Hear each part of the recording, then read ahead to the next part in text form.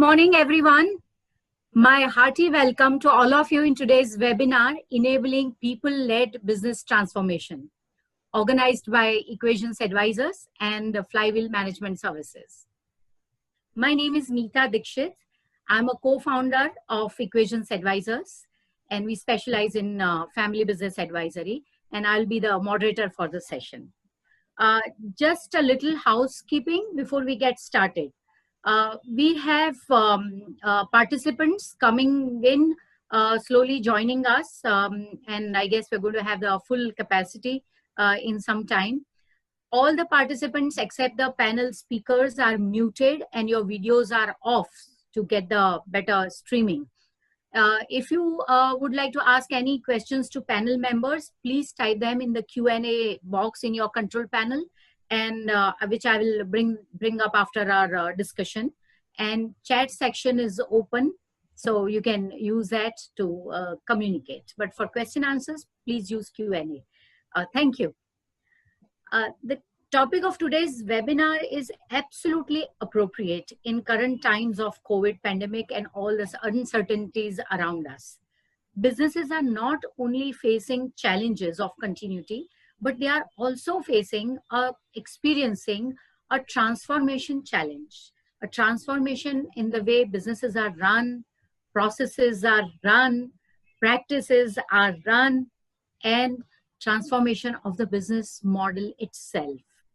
In fact, many owner families are reinventing their purpose, not just the process or not just the way their business models are, but they are rethinking about the purpose. In such a scenario, we all look for answers, we all look for guidance, and we all look for what others are doing, or the businesses who have survived, who have sustained, who have continued across decades and across generations. And they have gone through many tsunamis, they have gone through world wars, they have gone through many challenges, and still they are robust and they are thriving. So the transformation that they have gone through, that is what is the journey that they have gone through, is what we all are looking forward to understand and learn from successful businesses. So friends, I'm pleased and privileged to have a distinguished panel of speakers here who are going to share their experiences through their journey of transformation and also enabling transformation for the companies, for the organizations. So without further ado, I take this opportunity to introduce my panel members. My guest speaker today on my panel is Mr. Indranil Chitale, a fourth generation partner of 80 years old Chitale Group, a brand icon in Western India, not just Maharashtra, but Western India for its mithais and namkeens and certainly bakarwadis. Indranil, when I just hear Chitale, then that bakarwadi comes, visually can see and smell bakarwadi. So this is the power of Chitale brand. Indranil is an electronics and telecom engineer by education, and he was trained at GEA Foods in Netherlands. He's working in the family business since last 9 years and has been instrumental in automation and preservation of longer shelf life of traditional sweets and snacks like mango barfi, motichur laddus, gulab jams, chivda. Oh, let me stop. Too many mouth-watering items. Indranil has been actively involved in the manufacturing, R&D, automation, operations, and supply chain aspect of the business. Now, under his expertise, the group has doubled their volumes in last 2 years, and they continue to expand exponentially. He currently focuses on making Indian food healthier, creating alternatives for diabetes, allergen foods, and lifestyle-enhancing products. He's a multifaceted personality, a tabla player, an active biker, and a continuous learner. Welcome, Indranil. Thank you. My another guest on the panel is Mr. Harmeet Singh Chawla, Managing Partner and Co-founder of Flywheel Management Services. Harmeet specializes in delivering on business financial plans through strategic priorities such as aligning people, organization practices and processes, and ensuring zero surprise, reliable and repeatable operations. He has over 25 years of experience in business process reengineering and HR transformation through technology-based solutions with clients in India, USA, Canada, UK, and Asia. Harmeet has worked with companies like SAIL, Praxiair, KPMG, and Eon Hewitt. He is a BTech from IIT BHU Varanasi and MBA from SP Jain Mumbai. He is a certified Six Sigma Master Black Belt and Workday HCM Core and Engagement Partner Project Manager. Harmeet is passionate about working with educational institutes to enable future-ready graduates. Welcome, Harmeet, to our panel. My next guest panelist is Mrs. Anada Ranade. She is a founder director of HR Neeti Private Limited. Anada specializes in designing performance management systems that align organizational goal across the hierarchy, making every employee accountable for the goal. He works with organizations to make performance a way of life rather than just an appraisal tool. She has over 40 years of experience, and out of which 25 years she has spent as a senior HR executive in corporates. She's worked with varied organizations, multinationals, and owner-driven establishments, both in India and overseas. Anada established HR Mantrana in 2012 with a mandate for business transformation for family-driven organizations.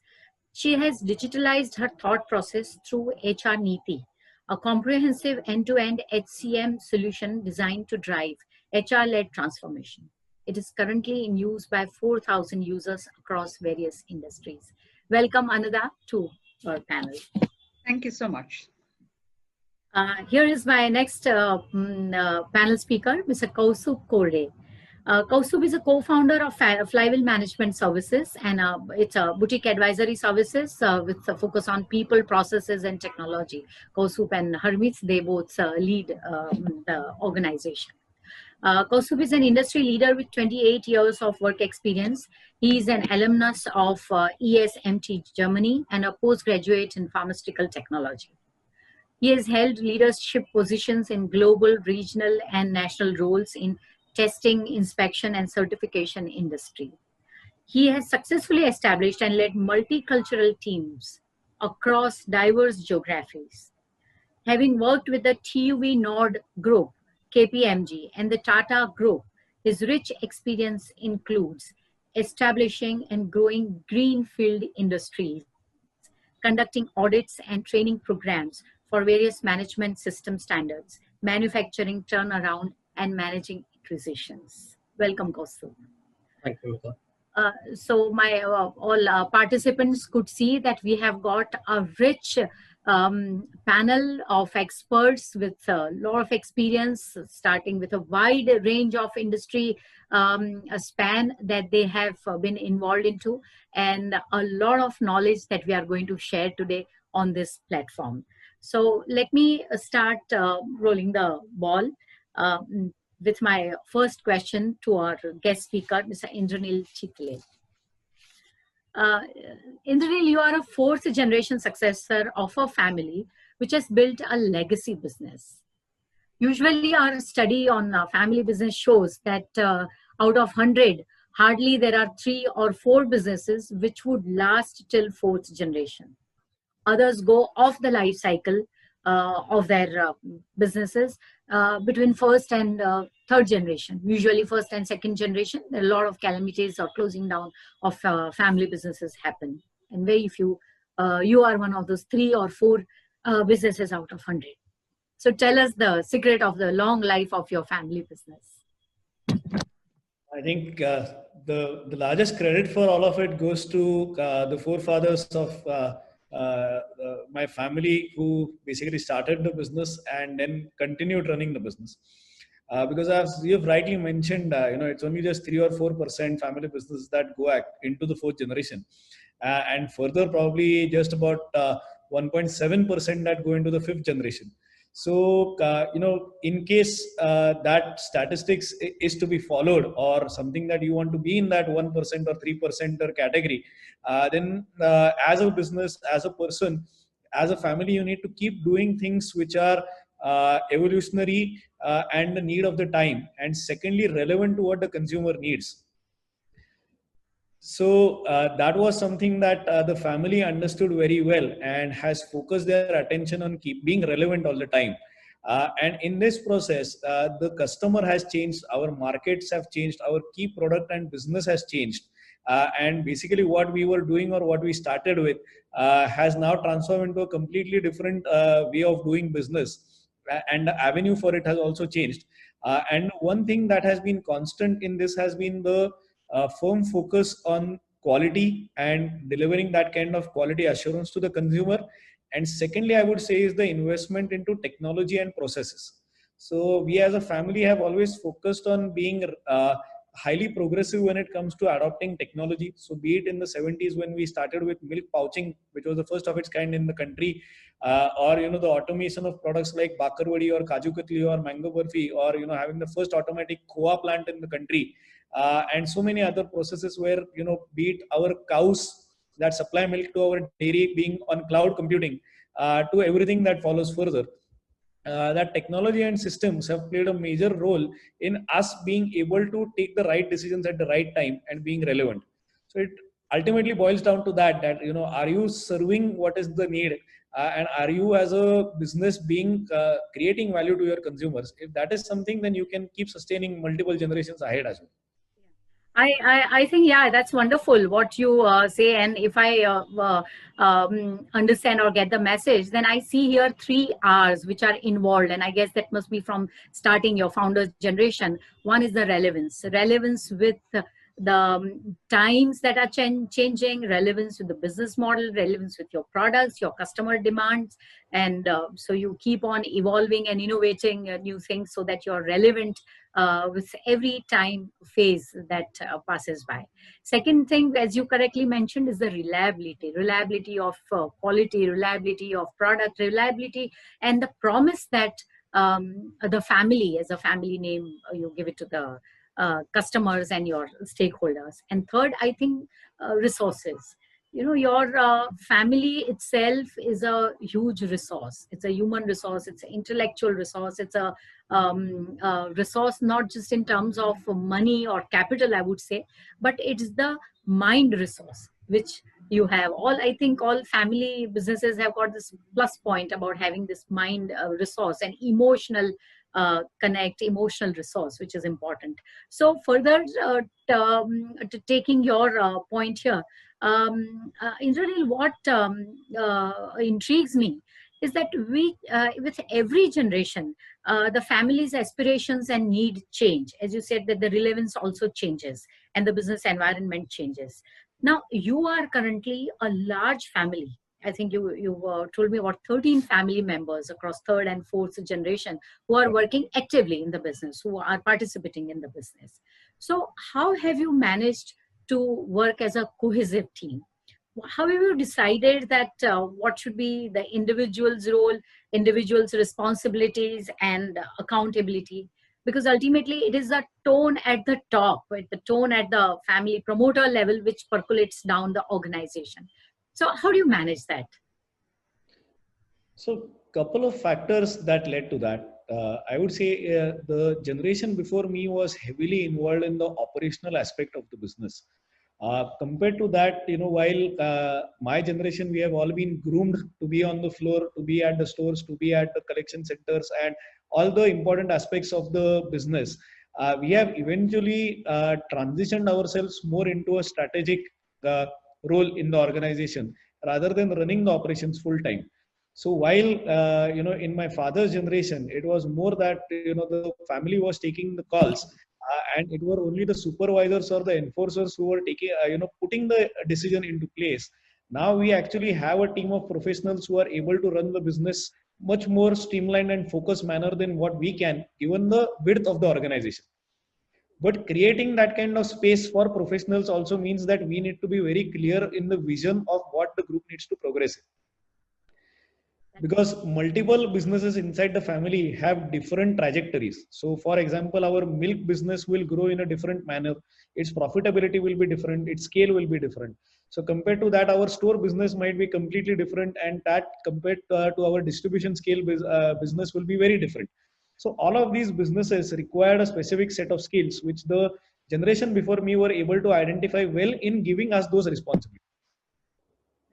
So I we think, all and so we all lie in roles which are very much complementary to each other rather than challenging to each other, which leads to a great security for us as a fourth generation partner joining the business. absolutely. So I think the governance part, when we talk about the governance, it's not just the business governance or corporate governance, but it's the family governance. And the family also requires structures and systems and clarity on roles and do's. Correct. Rather, a high emphasis for families should be on that governance aspect and role clarity and vision clarity aspect. So, if the visioning is clear that every member in the family more or less aligns to what they see as a way of growing or way of progressing, then many things start falling into place very well. And while doing that, if the roles are clear about who is supposed to do what, then the insecurity, which is probably the biggest issue when it comes to family businesses, especially in third or fourth generation, because they are not real brothers or cousins. They can be second cousins, third cousins at times, based on Yeah, which family member is involved. So that way, that insecurity needs to be addressed more, because very often that is what creates a lot of issues in families operating. So when all of these factors are accepted head on and then tackled, many things start falling into place much better. I think this is absolutely right what you're saying. And we see, or even I, as a family business advisor, I see that when the third generation comes in the picture, it is the time to relook at your entire family's relationship structure and bonding, and then give inputs, or you need to keep on nurturing your relationships and transparency within the family to see that everybody is on the same page. Well, this leads, or say, I would lead this point makes me move to another issue or another topic, which I would like to address it to Harmeet. Harmeet, you have worked in the area of business transformation for large format businesses, very structured, professional businesses, and as well as owner-driven companies or owner-driven businesses. Tell us, what are the change or say challenges that you find, or the main core issues that you find in promoter or family driven businesses vis-a-vis multinationals, especially when the process of transformation takes place? So how do you differentiate, I mean, 2 or 3 challenges of the promoter driven companies? Sure, thanks, Nita. So Nita, yeah, as you rightly said, having worked with a lot of multinationals, in fact, I spent 21 out of 25 years working with huge multinationals. And the difference that I've seen working with these companies is organizations with well-defined systems, structures, processes, and technology, they are able to adapt, and they are able to create a very agile sort of an environment and very, very resilient sort of a workforce, which I think is a need of the hour, as we all know. Everybody over the last 6 months is speaking about resilient workforce and agile work environment, etc. Now, what probably the MSMEs and the family managed businesses need to realize that at the end of the day, while they are focusing on business, while they are focusing on financials, their sales order, etc., it's essentially the people who create results. They are the backbone of any organization. And for people to make a positive impact on business and to create that sort of desired organization and talent related outcomes, I think that's the focus area that we should have for the family managed businesses as well as the MSMEs. Now, what are maybe the top 3 challenges that come to my mind, having seen both the multinational environment as well as the MSMEs and family managed businesses? I think the very first challenge is most of these organizations are focused more on managing their present and not really focused on the future. Now, Indraneel very, very nicely put about his vision, and no wonder he's one of those very few organizations in India that is still going strong. And very soon, as he said, he would get into the bucket of that 1.5% where they get into the 5th generation. And the reason for that is they are very, very consciously managed not just the present, looking at the current needs of their customers, but also having a keen eye on what the future looks like and evolving, getting the right technology, getting the right processes in place, having the right structured approach. I think so. That's the current sort of key area. So the organizations that I'm speaking about, the MSMEs, etc., for them, the focus is more on closing the gaps, and they keep operating within the same boundaries. And I think people who have been hearing Indraneel would realize he's consciously stepped out of those boundaries. He's changed the form and the shape of the organization. And the focus is more on strategy and not just working on the transactional day-to-day activities. I think that's one of the key areas and the challenges that I have seen. If I have to talk about the other challenge, I think the struggle for the MSMEs and the family managed businesses is again, they struggle essentially to manage the people outcome in an efficient and an effective way. And the reason for that is the way they acquire the talent, the way they develop their talent, the way they focus on building their capability further from wherever they have acquired them, and then managing their performance, their growth related aspirations, recognizing them with the right rewards and sort of inculcating the right behaviors in the organization, and then retaining them, creating a stickiness for them. I think these are some of the challenges. Now, the problem gets accentuated, and this is where again our listeners can identify with what Indraneel had to say. The problem gets accentuated because most of these organizations would not get the right technology and would always be in the mindset that let's get some technology without really realizing how does the technology fit into our current scheme of things and also helps us propel into the future. So that clarity has to be there. You can't just get technology for the heck of it, right? So let me sort of build a little further on the technology bit, especially from an HR perspective. So what's happening currently in most of these organizations is there are disparate systems to manage the entire employee life cycle of organizations. So they would have different systems for managing payroll, different systems for managing their talent, different systems for managing leave and attendance, training, etc. There is no single integration of these systems. There is no single system of record. That's very important from a leadership perspective, because leadership heavily relies rather on data that comes from all these integrated systems put together. That's currently not there. And as a result of which the processes are disconnected. There is a lack of user experience, which is the employee experience, as a result of which also adds to maybe the vital data that is required for the leadership not being available. As a result of which a large part of the data, though it's somewhere there in the system, does not get organized and does not mean anything to the leaders. And as a result of which, the organizations are not being able to create that requisite employer branding, and they always fail in attracting the right talent. I think that's one of the challenges that we keep hearing from these organizations. And I think as we go along, Indraneel certainly would speak about the fact how he has evolved the organization, has also managed to get the best talent from the industry, because people relate with him because he's leading an establishment which is looking into the future. So everybody wants to be a part of these organizations. Quickly to sort of bring the third challenge, I think the focus currently again is on managing the present, as I said. And even though organizations want to transform, there is always that inherent immune system that pulls them back. So the challenge is, how do you create that culture, the right culture? How do you create that DNA in the organization? And how do you enable the sustainability? So that's the third challenge. It has to change. We need to have more people like Indraneel on the driver's seat who can, as a leader, propel these cultural changes and make it a way of life, not just any little initiative that runs in the organization, runs successfully for a few days or a few months, and then slowly evaporates over a period of time. It has to sustain. I think that's the third challenge that comes to my mind. I think you put them very aptly and yeah, very nicely. I think very crisply these three challenges that you articulated. That's really nice, Harmeet. Thank you. Now, your challenges are again taking me back to Indraneel. Indraneel, there is one challenge, and where Harmeet spoke about culture of the organization.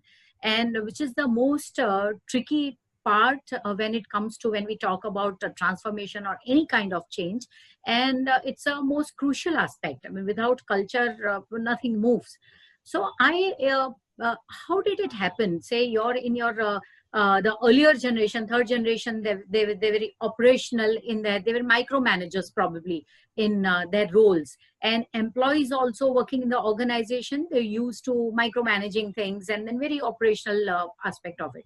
When the younger generation came in place, or as you moved and the transformation, not just the younger generation, but when the transformation, when you decided to go through, how do you take your employees who are old timers, who are used to old systems, who have got they are embedded in the culture which is very traditional and which is more loyalty oriented and less on performance, more on loyalty is the emphasis. So transforming human resource culture or mindset to a modern professional and result oriented mindset, what did you do to achieve that?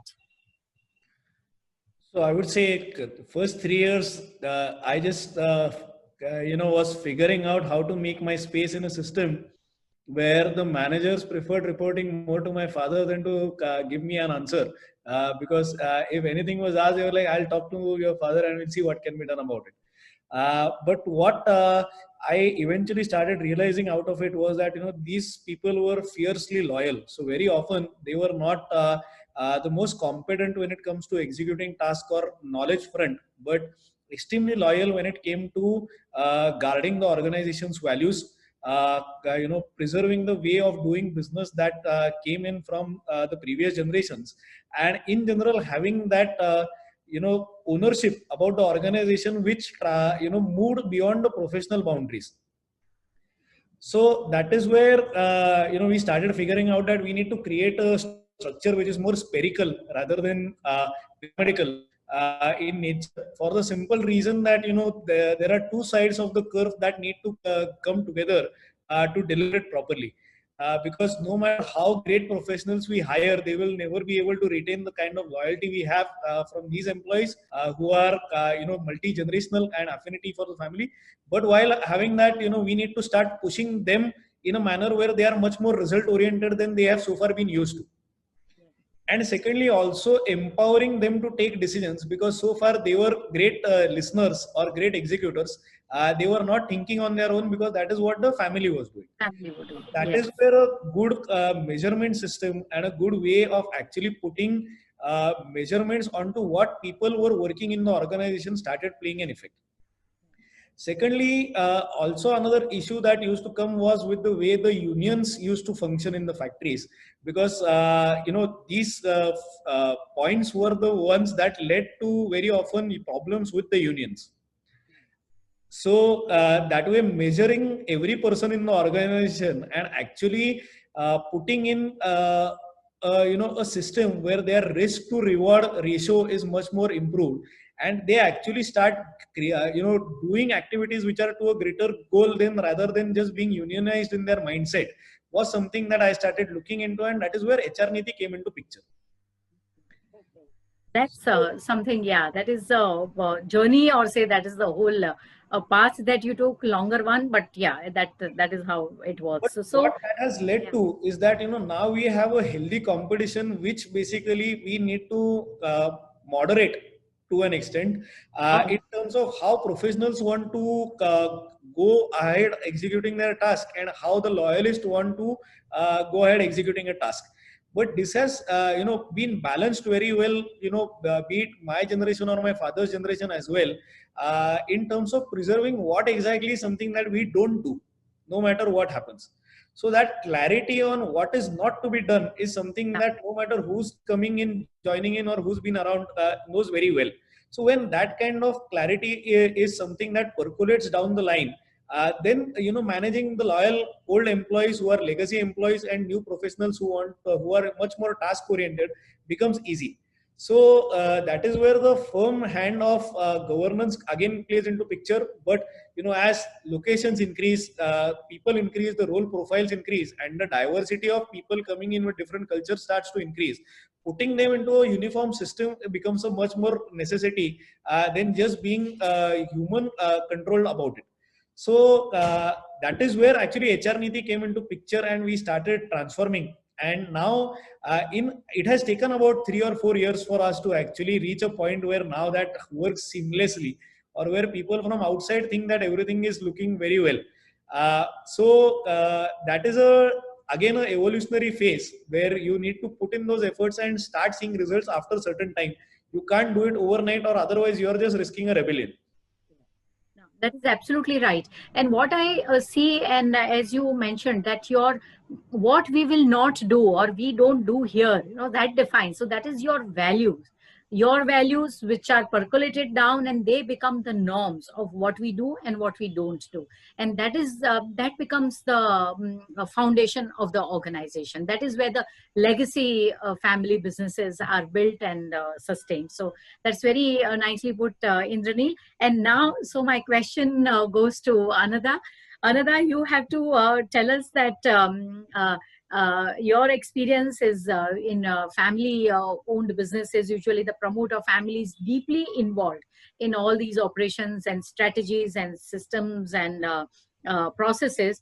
But at what stage you think that the owners should look at digitalizing their operations, automizing their systems or processes, and take help of, or say, bring in technology culture in the organization? Because there are advantages and disadvantages of operations both. I mean, unless you don't know how to manage the technology, or you are not prepared and trained and groomed, then you put in a lot of money, but you don't get the results. So just tell us that at what stage the owner should think, the family should think that now it's time for us to get automated or digitalized. Okay, thanks, Smita. And just to share with you the experience, like you, we are also in family business advisory kind of, and but our focus has been performance management. So that is one of the tools we've used to ensure that the family's vision, mission, and values are cascaded down to the last person, and not just cascaded down, but also made measurable. But my experience with HR Mantrana and now with HR Niti has been that we used to design these solutions and give it to them, and hope that it would get implemented. But then I realized that if you go back to them after a couple of years, nothing has got implemented. It's all got washed away. Okay, so the time, money, effort, everything is down the drain for the family as well as for the consultant also. Because we may get a check, but we definitely don't get the satisfaction of seeing the end result of our recommendations. So that is where the technology part came into our mind. And being in HR for a very long time, I had seen a lot of applications, but I always thought that they were not meant to bring about transformation. They were just automation. So especially for family-driven organizations, you need an application which is not just automating your processes, but guiding you to define the right processes, working as a communication across the hierarchy to translate this. And that is why it was a need to design an application as per our thought process. So that is the journey we took. And to answer your specific question, because of this, I think the earlier the better, at whatever stage you are. Because for large organizations, as Indranil just mentioned, it is a challenge to bring about the transformation. People are not comfortable. So he mentioned a span of 3 years. So I really, applaud the patience they have shown. Not just the patience, I would say his earlier generation also gave us the directive of not rushing, because they didn't want to disrupt so at sometimes HR Niti, we were a little anxious that we are not able to show the pace of change that we should be showing, But I completely appreciate their viewpoint when they are saying that the older it is, it would take you longer to bring about that change and see the results. So it is, I think, as early as possible that you start the automation part would help, because that helps you translate your vision mission across geographies, across hierarchies, across locations. It also helps you to ensure that you have good data for decision making. So at whatever stage of business, unless you have good data, which is going to help you take those right decisions of change and adaptability of being relevant, without data, you can't take those decisions. So I'll just share one example with you just now. A few months ago, we've spoken to an organization which is 25 people, 15 crores of business, but they are at a juncture where the owner who started the business is very happy that I started from zero and reached 15 in 8 years. Okay, but now the second generation is coming in and they have very aggressive plans. Okay, but for them to sustain, there is nothing structured. Okay, you don't have organization design clarity, you don't have compensation clarity. PMS is very far away. But even the basic HR processes, as to how many people I need, at what position, what are they going to deliver, how am I going to compensate them, how am I going to reward them, this is absolutely missing. Now, again, some consultant can come in and design all this for them, but is it actually going to translate into results? Okay, so that is where the technology comes in place, but you need an application which is going to help you do all that and sustain it. Okay, so to answer your question again, summarize it is as early as possible. Technology, but the right technology needs to come in at place. So from this, let me ask Kaustubh a question. Kaustubh, you have been interacting on a very large scale, large format businesses with complex structures, and then the quality systems, and at TUV you have taken them, your clients and your organizations to certain levels of quality assurance or managing. But for small businesses, it's very difficult to, first of all, understanding technology is a big challenge. When I'm saying small, I'm not just saying in terms of turnover, but in terms of their exposure or the business experience. So technology is something that they're not very sure or confident with. Another could be investments. And third could be people, their competencies. Like Indranil said that they went through grooming, coaching your employees and make them skilled, more skilled than they are, and develop their capabilities to do the job. So when large scale businesses, they use cloud platforms and they use some technology which brings data, everything at the tip of their fingers in a dashboard. But for small or mid-sized companies to scale up their operations and to build sustainability in the operations, what do you advise? What should they do? How do they become more technology oriented, or without having fear of using technology, they can imbibe new models of technology or new platforms? What is your opinion? For that very interesting question. So I think, especially post-pandemic, everybody is realizing, let's say, the boom that technology can be, and organizations that were technologically, let's say, handicapped or were, let's say, less prepared, I'm sure faced larger challenges. And then your other part of your question was about scalability and sustainability and these aspects for mid-sized organizations. So I'll answer this in two parts. So we have heard our eminent panelists talk about some of these topics. So the first part is coming to technology. So let's understand technology from 3 or 4 perspectives. Yeah, the first one would be the cost and scalability, and what are the advantages there. The threat of not adopting technology, the opportunities that technology could provide, and obviously what are the minimum technology interventions that any mid-sized organizations today should really be deploying. And then the second part, we will come to the scalability and sustainability. So from cost and scalability perspective, I think if any mid-sized organization today wants to try and invest into their whole infrastructure, which is in terms of server, people, storage space, software, domains. Just imagine they are letting go of their core business. In fact, I would use the term TTM, their talent and resources and money. So why do you want to let go of your critical resources and focus onto something which is not your core? So I think today everything has transitioned from the journey from being on-premise to managed services, and now you have cloud-based services. Now the advantages of cloud-based services, particularly from small or mid-sized organizations, is you only pay per use. Yeah, so you get the best technology, you get the best enterprise risk security. These are deployed by a service provider, and you only pay per use. So if you have 100 people, you pay for 100 people. If you scale up, you pay for more. If you scale down, you're still paying for the relevant headcount. So I think this is a huge benefit, that organizations have. Let's understand the threat of not actually upgrading yourselves in terms of technology. So, I mean, imagine you're a machine components manufacturer today, and you have to invest your capital in buying CNC machines and whatever, highly trained operators and so on and so forth. Imagine somebody next door, and we do have these next door shops even in India. I have one next to my home, where somebody is offering 3D printing services. So your fancy design team, your fancy technology on the shop floor could go, out of the window, and somebody is doing it very quickly and at very low cost. So you must understand the threat posed by technology to your business and to your business model. I mean, in terms of business model, again, look at coaching classes and what has happened during the course of the last few months. Yeah, the whole thing has changed, and today the Byju's or the Khan Academies of this world, I mean, they are growing exponentially, right?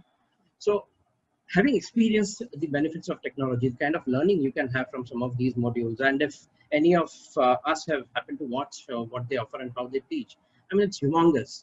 I mean, today the concepts that you learned in school or college and which you weren't really able to clarify, they get clarified by simply watching some of these videos. It's amazing.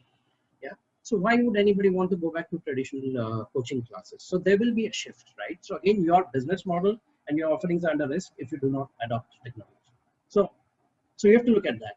Now look at it from the opportunity perspective. I know of someone who's a fashion designer, and she was faced with the challenge whether she should invest in a high-end boutique, pay high rent, have expensive staff, and continue to have that fixed cost. Instead of this lady goes online. She sets up a very nice, very technology-driven online boutique, where with a very good app. Customers can depending on the sizes, they have all the options, and you can try what you find and what fits you. And this is great because this is online, this is anytime, anywhere, and this lady is making lots of money. She started by being selling to her neighbors, and today she runs a massive operation running into crores, right? So that's the way even small businesses can leverage technology. And then there are some essential technology interventions. I mean, from all our attendees here, if there's an organization today which is not really looking, if they've not already done, to upgrade their basic website, make it interactive, make it interesting for their clients, who would want to spend their time on a kind of dead website. Yeah, if you're not able to enable digital payments, if you're not able to make your social presence, social media presence, because it's not just about getting leads from there, which is of course one of the core goals, but even your branding, your brand recall. Yeah, so you need to be out there for people to know you when competition is intense. Yeah, so I think you need to leverage this the right way. I think that's a very important part. Sorry.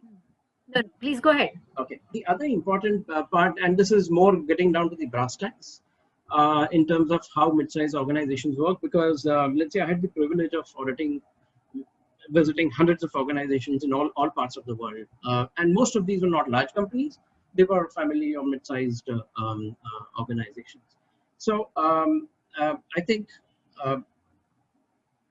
every solution that we look at as an advisory firm, rotates around the triangle of people, process, and technology. So we've spoken about technology, we've spoken about people.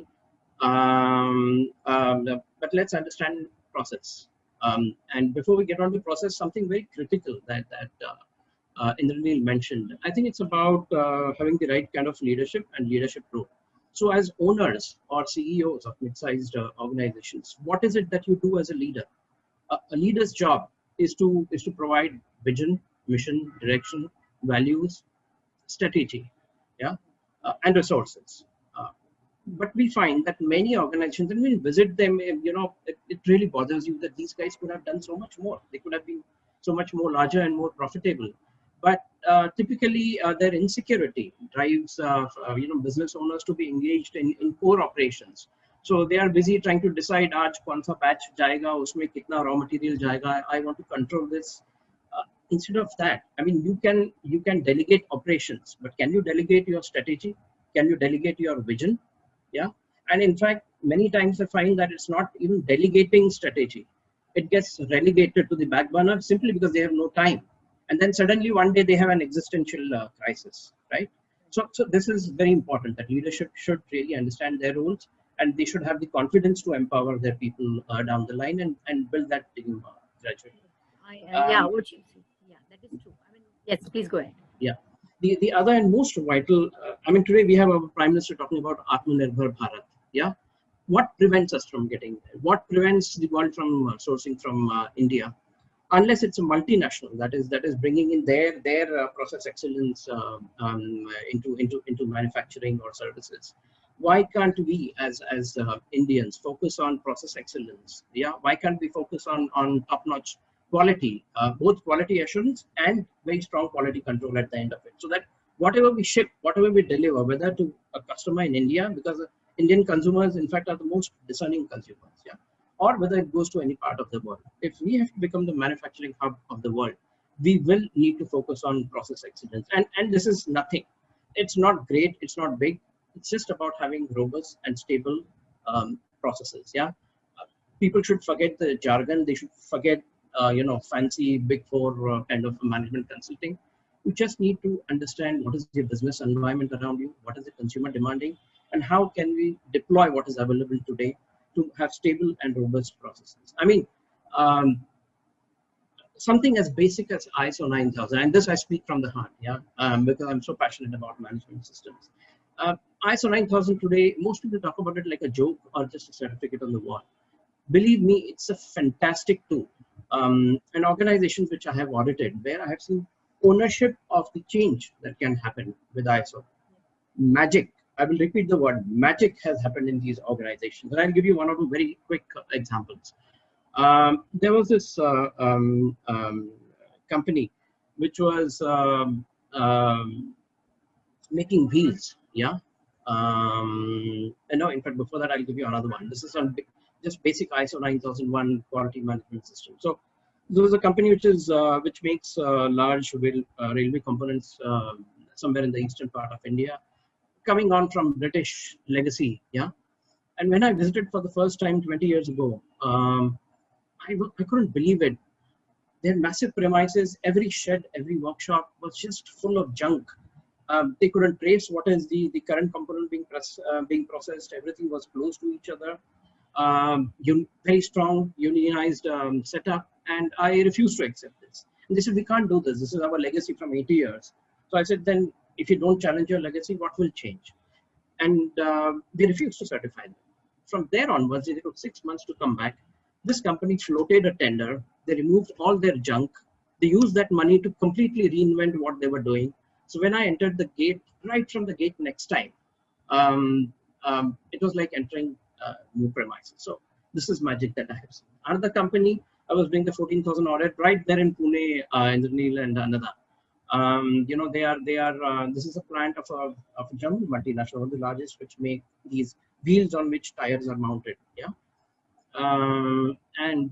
When I was on the shop floor, I was scared to walk because the whole shop floor was full of oil. And I said, how can this be? They said, look, this is the traditional process. And this always happens because we have these huge presses and things are loaded, taken off there, and we have oil, and nothing can be changed. I said, look, where are you today? Have you evaluated this in your aspect impact? And have you actually explored a solution? Have you challenged yourself to explore a solution? That set something ticking, yeah. And we as an audit team said, nothing doing, we don't accept this till you change this. I mean, and also look at the amount of resources, look at the soil contamination. Believe me, that they took it on. Again, when we entered the next time, and forever, their processes were clean. They had reduced oil consumption. They had reduced potential accidents. And this process was exported back to Germany, done here, right here in India. So I think these are the things that people need to understand. Magic can happen if you look at whatever are your available tools, use them, get involved with them, their management tools, and focus on that. I think the last bit that I want to talk about in terms of scalability and sustainability is is managing finance well. This is also a challenge because many small organizations work with the owner's wisdom, but I think you should look at professional management. You should have good control over your, cash flow is important. You should be able to use your reserves. You should be able to take calculated risk, use those reserves, take calculated risk when you see an opportunity, but well calculated risk. End of the day, business is for profits and cash is king. Yeah.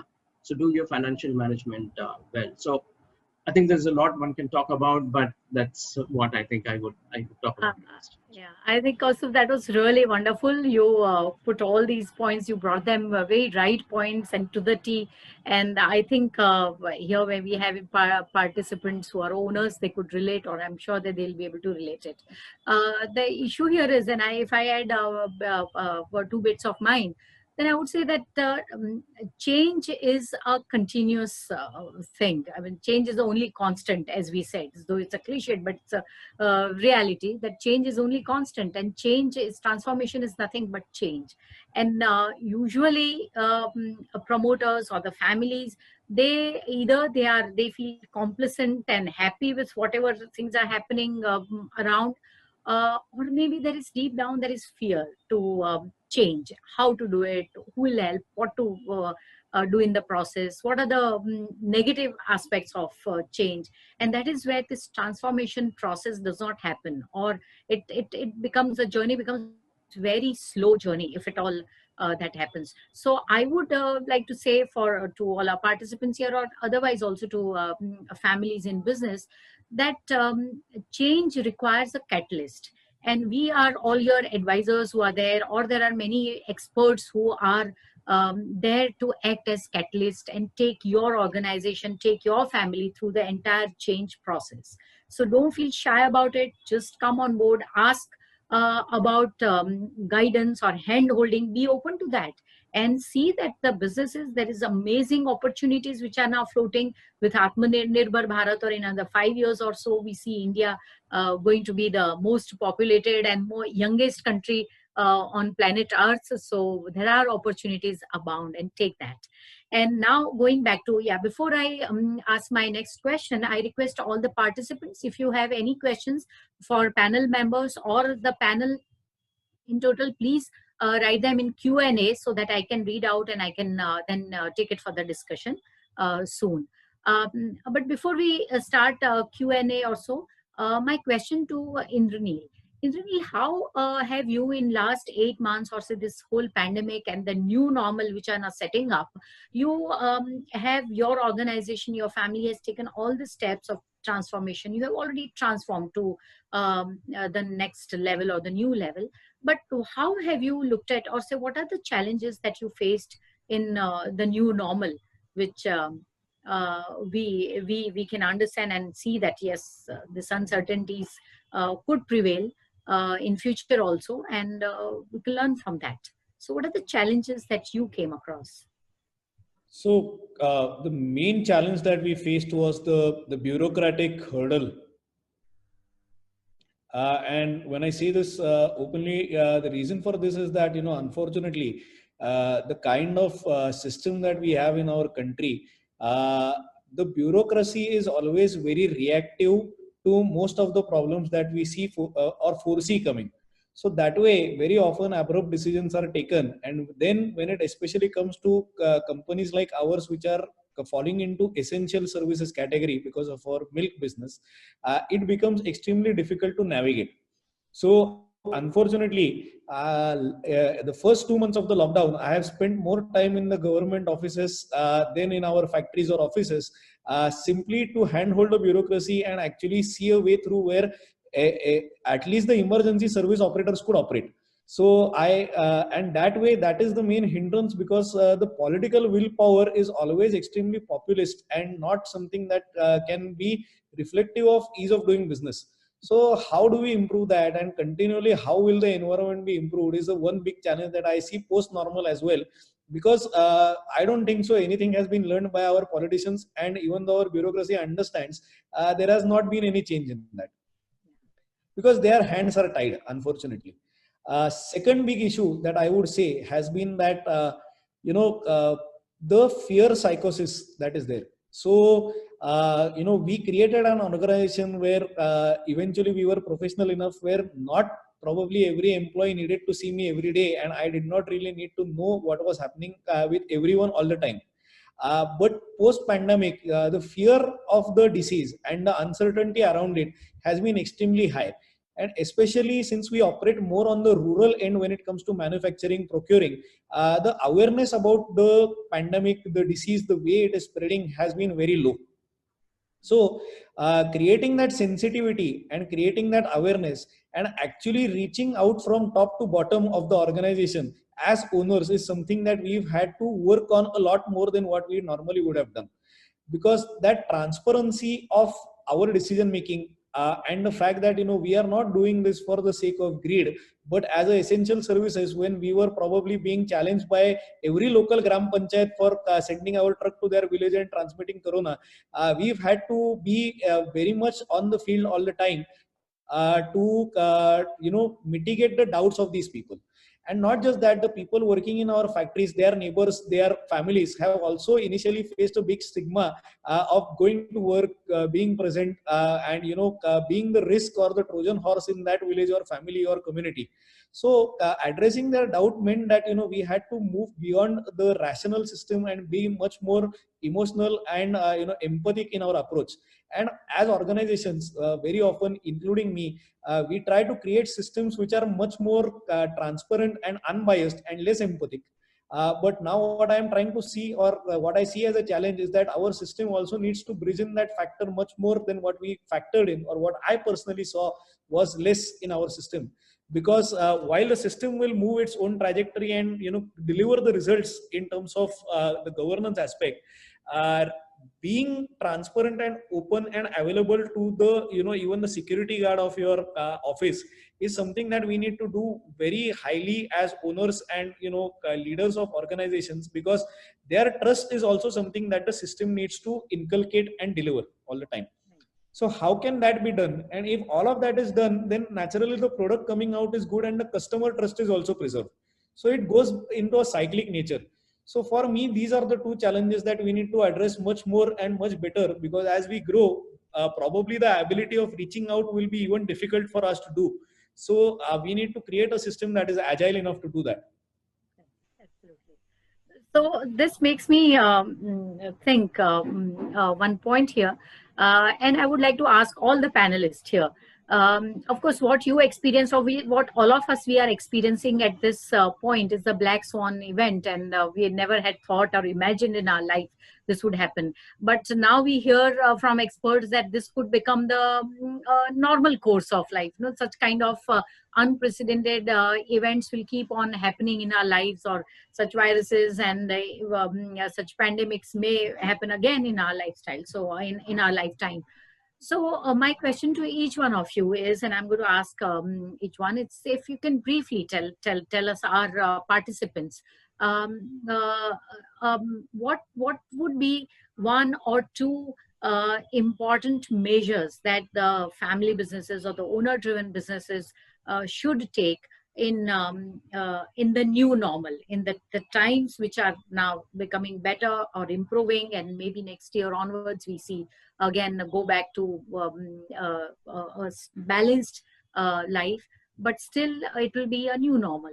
So in that new normal, what is the message that you would like to give it to the business owners or organization employees, that few changes or maybe some things that they need to keep in mind for the new normal? So Indranil, would you like to say your message to the business owners? So what I will share my experience on this rather than the message, more importantly, that particularly what we've seen is that we at one time were more of a store operator and a milk distributor. From that we became more of a general trade and an exporter, and now that is actually our biggest chunk of revenues. So this transition was effected in an environment where we invested more on technology and actually anticipated what might be the need of the future. And those bets as an organization we were able to place very well, which have helped us actually grow in double digits even in this year. So while some of our businesses have suffered because of the policy making, we have also been able to grow other businesses at a much higher pace, which in totality on a group level has helped us grow even amidst the pandemic. So what I can summarize this. So while this worked very well for us as a business, not every business in the same stage or same state of investment perspective. So for owners, mostly it boils down to the fact that we have to anticipate the uncertainty that this decade lies ahead in front of us is going to give us. So preparation for the uncertainty is that we need to create much more IPs in terms of be it our products or be it our systems or our processes, and make things which are much more sustainable in anticipation of what might be the need. So I have been answering a few questions here, and we've that's the thing that when it comes to R&D, it is such a open-ended curve that there is no way to measure, because these guys are artists who are trying to create something new. So how do you make that time bound and actually direct them in a manner where it is relevant? So we see that 50% of Indians would be diabetic by the end of this decade. So our market share or our market itself is going to shrink. So how can we make products anticipating this? How can we create products which are going to satiate the needs of alternative lifestyle people, like somebody who is following veganism, or somebody who has a gluten or a lactose intolerance, or somebody who wants to be more on a keto centric diet, or all these fads that are coming around with food. So anticipating all of this and trying to invest or take positions on this is going to be the key in being relevant in the time to come. And for that, you need to invest inside rather than on the outside. And that is something that as entrepreneurs we need to be bold enough to do. If that happens, then I'm sure half of the battle is won, because then it's just a matter of adopting to the exact need. Yeah, absolutely. I think it's very well said. Indranil, thank you for your message. And Kaustubh, what would you like to give 1 or 2 action points to business owners in the new normal? You think that they need to look at 1 or 2 things, which tips that they should keep in mind in the new normal era? Yeah, I think that Indranil put it very well, and they really need to look at some of these. As a management approach, if you want to really understand your organization, the basic tool that organizations today use is a SWOT analysis. Yeah. And I think this is where in the new normal you need to change your thinking. So your strength and weakness is your internal, and then you identify opportunities and threat and try and see with those opportunities and threat what can you do. I think now the mindset has to be other way around. You need to do a TOES analysis. You need to look at the threat and opportunity outside, and then come back to see whether I have the strength to address it. So I think and then look at what are my weaknesses. So I think we need to do an outside-in analysis rather than doing inside out. And if organizations do not change this perspective and are always living in their paradise, believing that whatever I am is constant and is not going to change, then I think they may face a challenge in the future. So always look at the outside environment. I think the outside environment becomes an outside perspective. And the other thing is, as I said, in fact, look at newer segments and newer opportunities. There are enough and more new opportunities which have been created virtually in every business. So adaptability is going to be something that organizations will need to focus on. Agility to respond to changes, quick decision making is something that they must focus on. I already mentioned about cash, but it doesn't mean that you only conserve cash. It means that you leverage it effectively. Harmeet, I'll ask you this 1 or 2 tips very quickly. We have also questions coming from our participants. So give us your tips on for promoters. What should they do in new normal? Yeah, sure. So I think most often what happens, as I mentioned earlier in my conversation, is these organizations, and in fact, it's not just MSMEs and the family managed businesses. Most organizations are just hung on sort of competing for the present or managing the present. Where they need to start focusing their energies is to focus on creating the future. So essentially looking at closing the possibility gaps, looking at where are the opportunities that lie from the future perspective. So that's one of the areas that comes to my mind. And again, at the heart of all these changes that you're speaking about, you mentioned the Black Swan event and all. I think organizations and people, they are the ones that create and lead the change, and they are the ones who are getting impacted by it. So goes without saying, organizations, in order to sort of propel forward and prepare for the future, they need to be focusing very, very strongly on talent management. That's extremely important.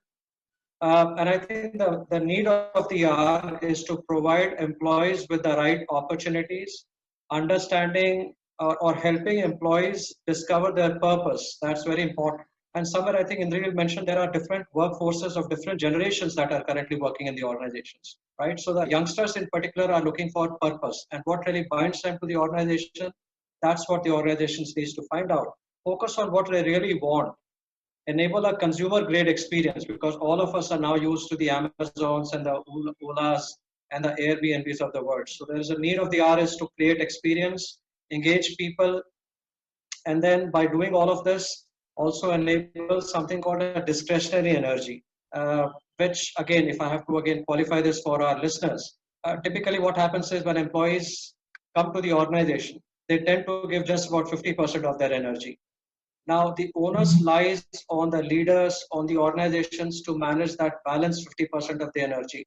And the only way by which we can tap into this discretionary energy that I'm speaking about is by focusing on creating employee experience, creating engaging moments for the employees, understanding where their heart and purpose lies, and then align that to the organization to get the best out of their employees. So I think these are a couple of things that come to my mind with that.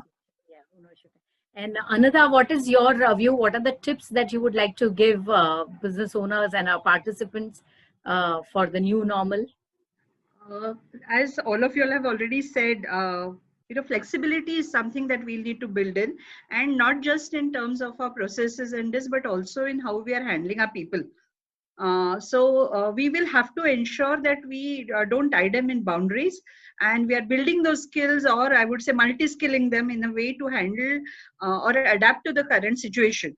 Because when we adopt systems, and I'm relating it to the technology, that usually I've seen there is very great level of rigidity in your policies and procedures, which doesn't give you that flexibility of adapting to this change. So you need a technology platform also which is going to give you that flexibility to change. And in your HR practices also, you need to ensure that you're giving that freedom to people to pick up something which they would like doing, maybe slightly outside their role and responsibilities. But if they feel that they could contribute to that area to address a present concern, we need that flexibility to accommodate that and make the requisite changes. I think so. These are the two key themes that I think we need to do: multi-skilling and flexibility. Very good, very nice. I think all four of you have shared a lot of knowledge and a lot of experience that you have with us, and we are really enriched by this. We do have some questions from our participants, and I would just like to, I'll read out the questions and put it to you, and please respond to their queries.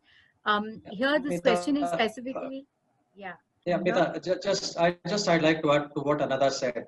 When she spoke about multi-skilling, I just got reminded of the fact that people who can play with both the feet are paid 40% extra.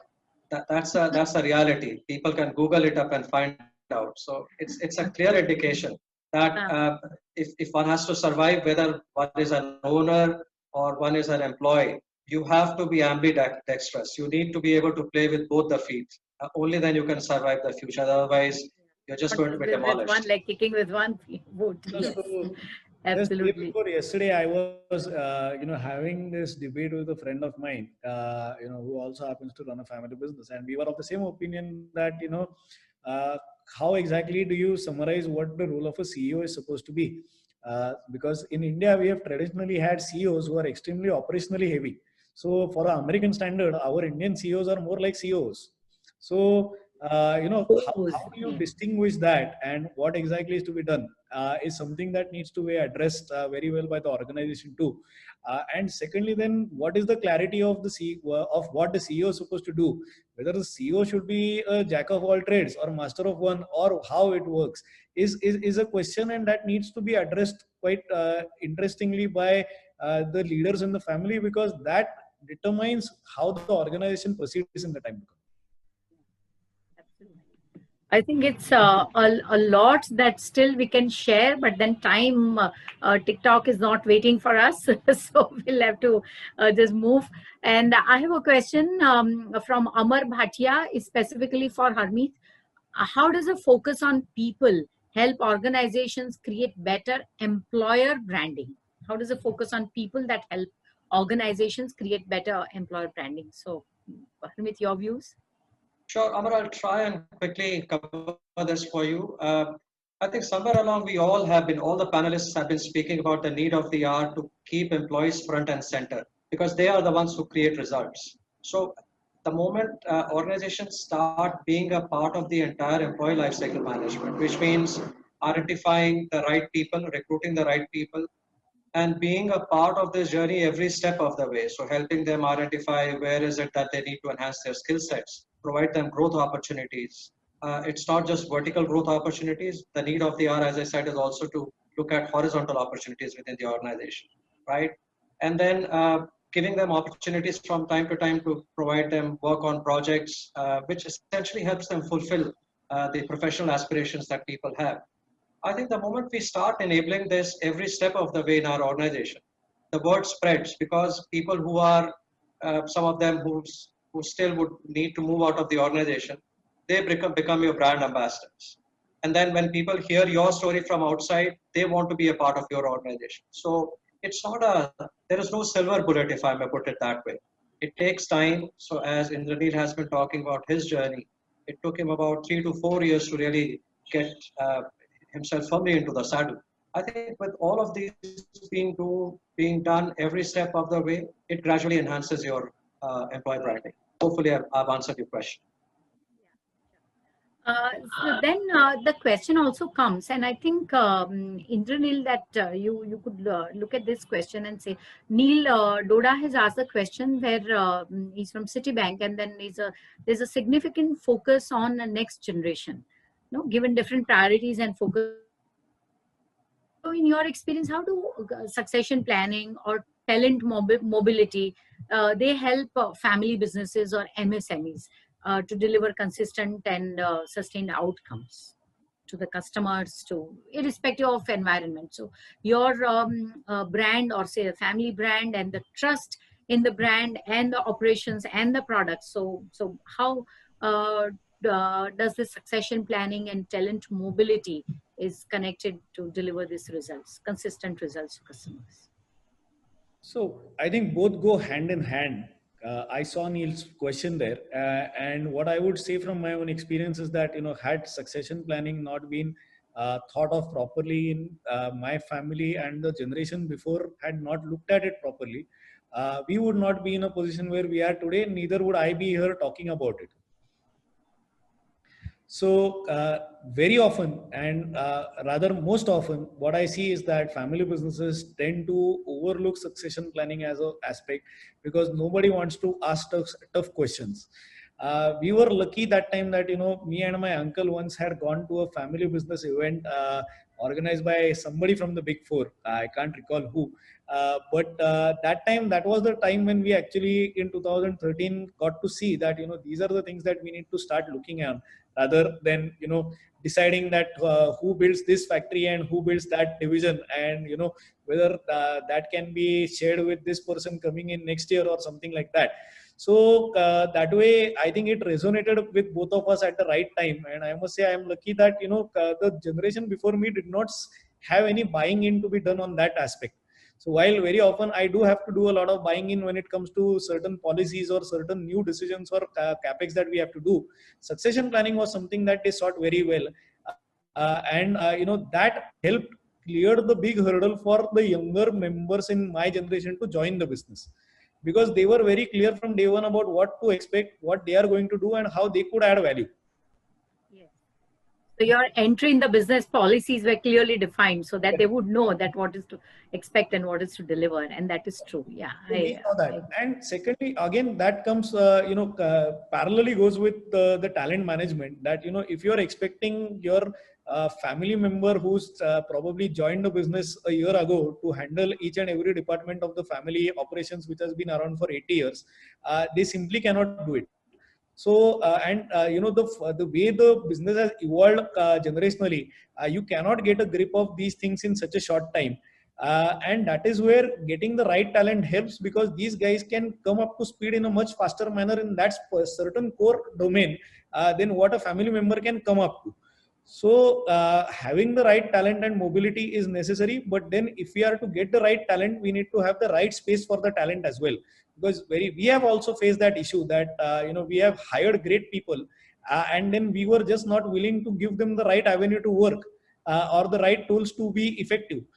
So that learning has helped us now manage professionals better, but initially we also struggled. So these two aspects are something that a family has to focus on, and that comes from a strategic outlook, I would say.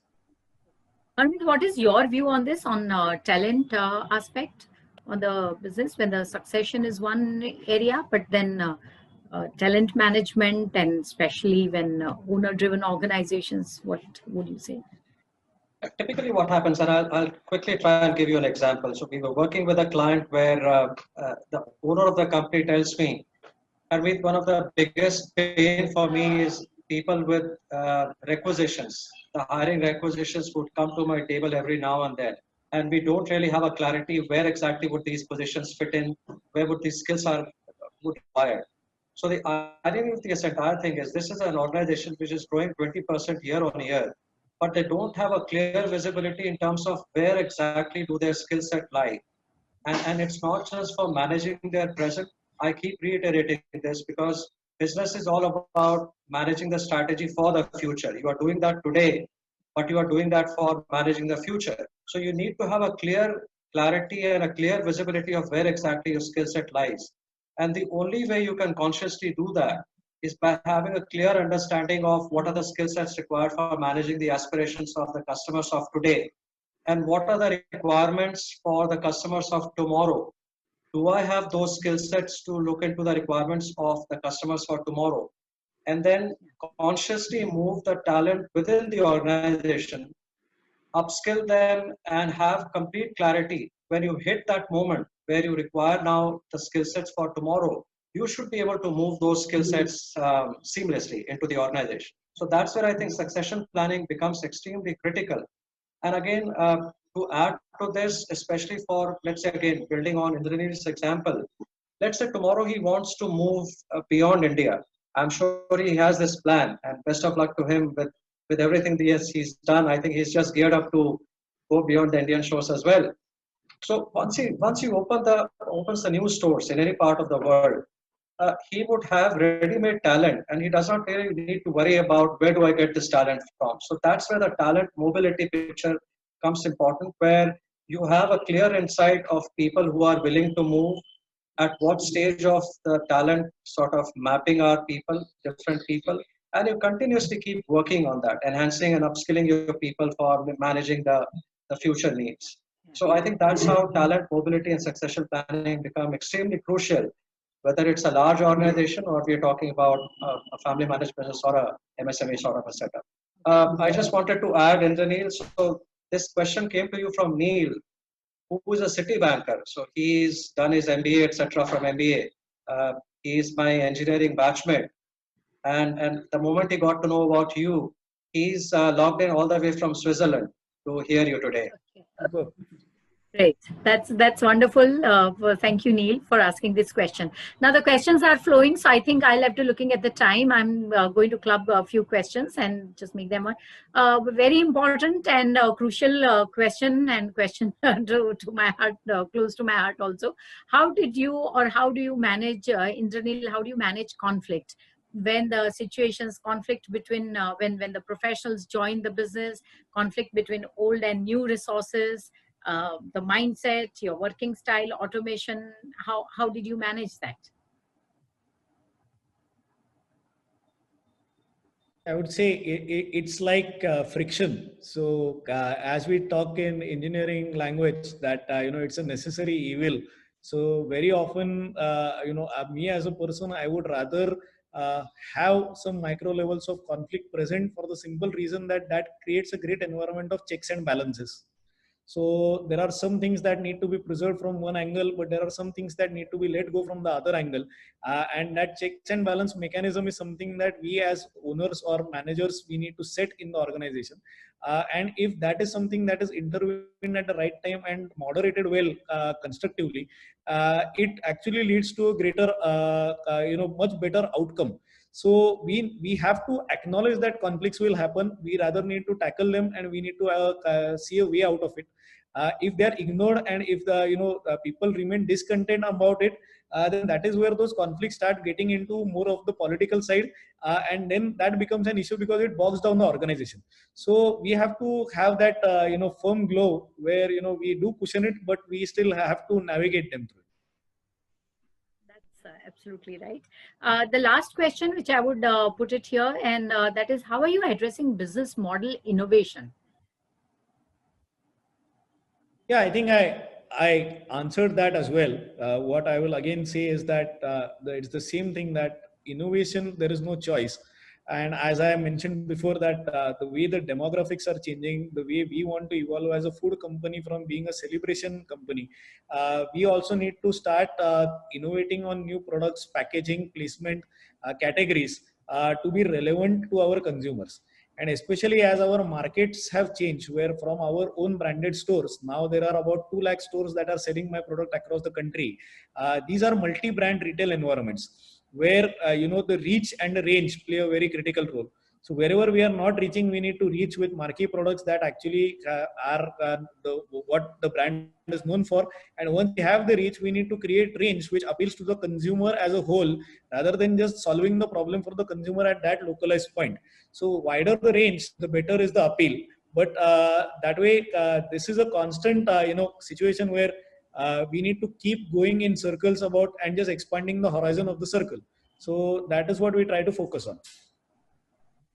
Well, I think it's there was one more question about how does India sort of leverage its demographic dividend, and in the larger context, there's a lot of dissatisfaction. That is something I would like to answer, because I think that's a larger and very relevant question. So with your permission, I will try and answer that very quickly. So I think extremely relevant, and this is something that I think anybody who is thinking ahead is always trying to look at it. Can this really become a disadvantage? And I think that is something that we as a country and our policymakers need to change. The way we are trying to address this issue is we are trying to focus on creating part of what we do is trying to look at future ready graduates. I mean, all of us know the quality of the talent, and this is nothing to do with the youngsters, but this is the way the system functions. So how many of them are really employable when they come out? So to improve their employability factor, and this is not just in terms of skills. So one area is we need to improve the skills and delivery and make them ready for industry. I think the other part of it, and this is a challenge, especially in today's times when there are so many changes, this whole change of Blue Swan events, and probably more of them happening. Yeah. So we also need to equip these people with first to understand their purpose in life. It's very vital at a young age they understand what is their purpose and where do they want to go. The second is to enable them with life skills, which will allow them in terms of critical thinking, in terms of resilience, because this is what this generation will face ahead. So these are the areas that we are trying to focus on improving their basic skills in terms of employability, their life skills, and their purpose. And then if you look at the larger challenges that face all of us on this planet in terms of climate change, in terms of sustainability, the opportunities and challenges of technology development. So I think this is what kind of needs to be, married. So the other day I was watching a program where we had Jeff Bezos, and clearly him and Elon Musk and our friend from Virgin Atlantic, yeah, they are all working on these missions to Mars. So are these people really crazy, or just because they have the money? No, actually they're putting a lot of risk. But very clearly, Jeff Bezos said that, look, I mean, ours is the most beautiful planet. And today we have mapped a lot of planets in the solar system.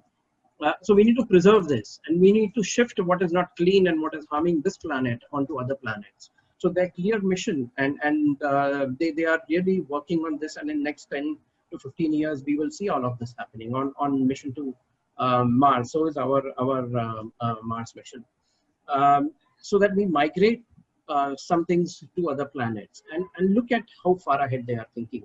Look at how they're leveraging technology. Yeah. So maybe if there's a national movement linked to climate change, sustainability, and technology, yeah, and it is driven, and we engage all these young people, their imagination, their innovation, their energy, then I think as a country we will be well prepared for the future. So that's my small take. Great, thank you. I do see some questions, but they have already, Indranil has answered. There is one question which has come from Dr. Rajesh. It says, how does Chaitya Bandhu envisage differentiate itself from competition and even internationalization when so many of its peers are internationalized? This has come from Dr. Rajesh, and it's a part of the chat window, not the part of the Q&A. Yeah, so that's why I'm not, because I'm looking at questions and I'm the same on the chat Q&A as well. So I think maybe. Yeah, I've just read this out. Correct. So it is in Q&A, but will you talk about Dr. Late Sarvate's contribution? Is it Indranil anyway connected, Dr. Sarvate? No, so If I'm he not is able to. Yeah, okay. All right. And how do you effectively manage your human resource, which you have already mentioned it in your earlier answers or so. So I think all my panel members and participants present here, with all gratitude, I thank you for being with us. The session has been very enriching, very knowledgeable about transformation journey. So transformation journey is not a day's job or day's step or few steps or so. It's a long, years-long journey, and it also requires mindset, internal to external, environment, external to internal, and talent, managing technology. And most important thing for promoter owners, I would say, is to see that what is your hidden potential. Open up your hidden potential and see that there are many, many opportunities that you could go and build your sustainable legacy business, family business or professionally managed business. But all that is possible, and we had experts here sharing their views on the topic. So I thank you, everyone. Appreciate you being here. My panel members, thank you for your time and your profound knowledge. Thanks to Equations team and Flywheel and HR Niti to make this webinar possible. If the panel members are there,